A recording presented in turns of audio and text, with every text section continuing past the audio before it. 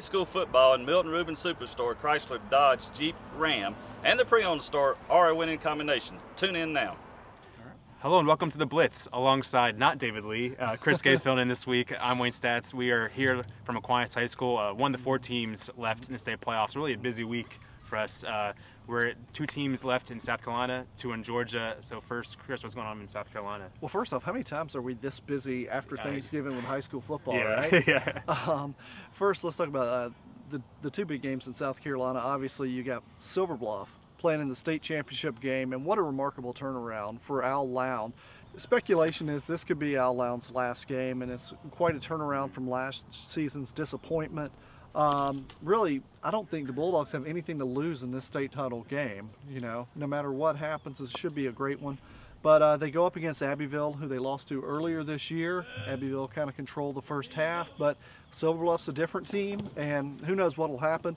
They've got running back Devontae Hill. They've got running back D'Angelo Drayton.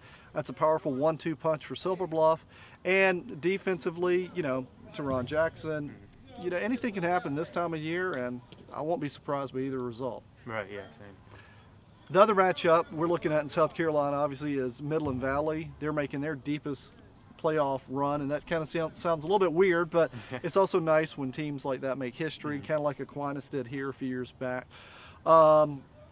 You know, this team is led by the Cars, Daniel and Draquan, and the defense has played awfully well in the playoffs. Something else that Midland Valley's done is they've shown a lot of heart in the playoffs as well. You know, this is going to be their toughest test against Myrtle Beach this week, but again, they're going for the lower state title. Be a nice little achievement, and making it to the state championship game, that'd be pretty remarkable for Midland Valley. Absolutely, and of course, just like Midland Valley, Jefferson County is in the state semifinals for the first time. It's crazy to think about because they have a lot of great players over in Jefferson County, but this is actually the first time they're in the state semifinals, and they're home as well, so really a great, really uncharted territory for them this week.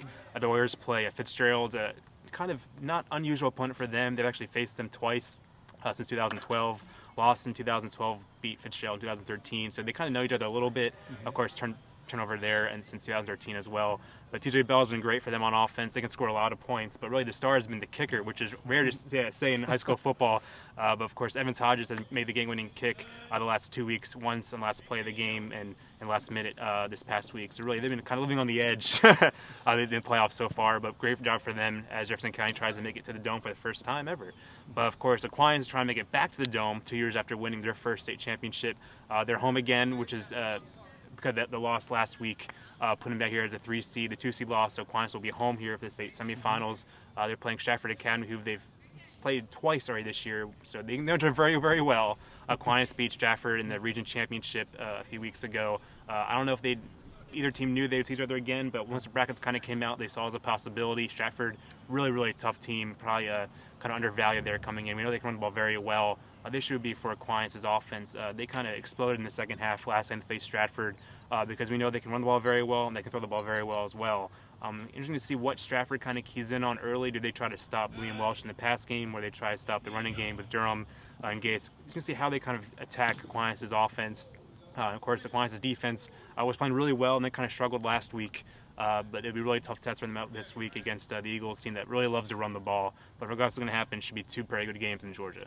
How much of last year's disappointment losing in the semifinals and being that close to the Georgia Dome for Aquinas, how much do you think motivation is that going to be for the team this year? Oh, for sure. And the other thing on top of that, too, is this is their last home game. So for the seniors, this is the last time they're playing here at Aquinas, which is kind of weird. They've actually played better on the road than at home the last few years, which is kind of interesting take. You think you'd be the other way around. But they've been very, very good on the road. It'd be kind of interesting to see if they can kind of, like you said last year, really tough loss, especially lose at home as defending state champions when they probably felt like it was their job to win it again. Very disappointed to lose at home.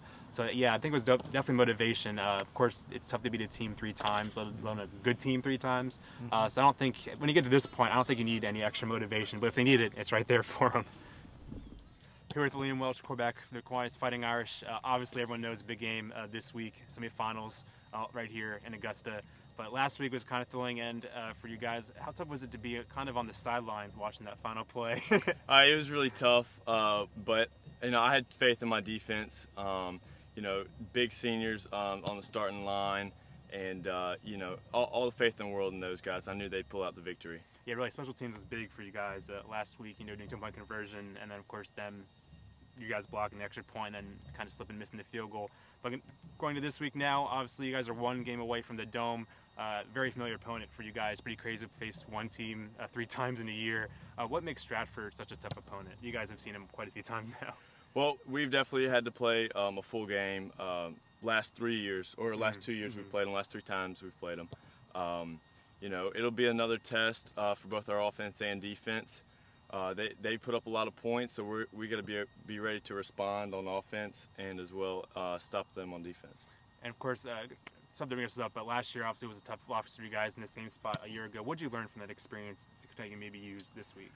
Just to take one game at a time and not to look ahead. Yeah. You know, every opponent in the playoffs can put you out, and you know, it's win or go home. So you know, play every snap game like it's your last.